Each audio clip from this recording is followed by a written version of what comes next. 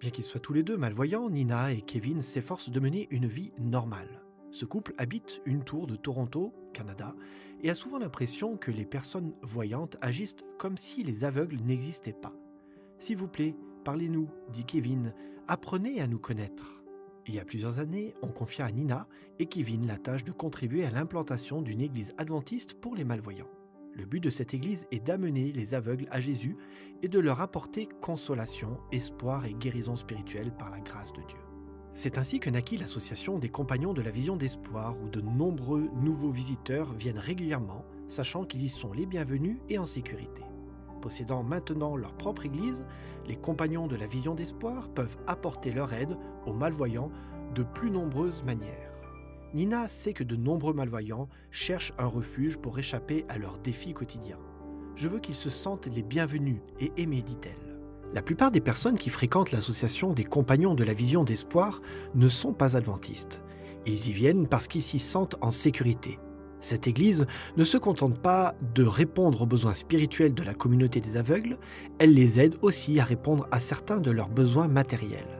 Patricia, l'un des membres fondateurs, déclare que la plupart des membres de cette église ne peuvent pas se permettre quelques-unes des nécessités de base de la vie.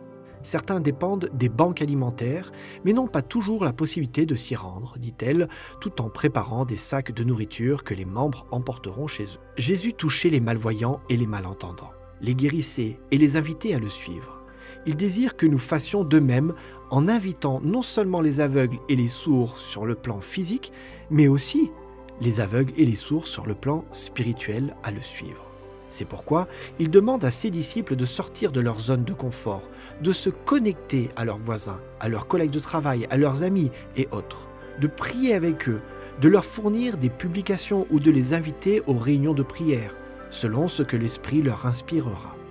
Mais Jésus demande aussi à ses disciples de rendre leur dîme et leur offrande de promesse, qui représente leur offrande régulière et systématique, aussi régulièrement qu'ils reçoivent leur bénédiction financière. Nous apportons nos dîmes et nos offrandes à l'Église, qui est la maison du trésor de Dieu, et nous lui faisons cette confiance qu'il les utilisera au niveau local, régional et international comme il le suggérera bon.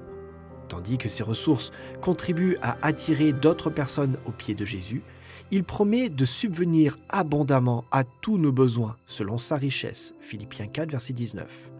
Tandis que nous apportons nos dîmes et nos offrandes de promesses, mettons nos désirs à la dernière place et Dieu à la première.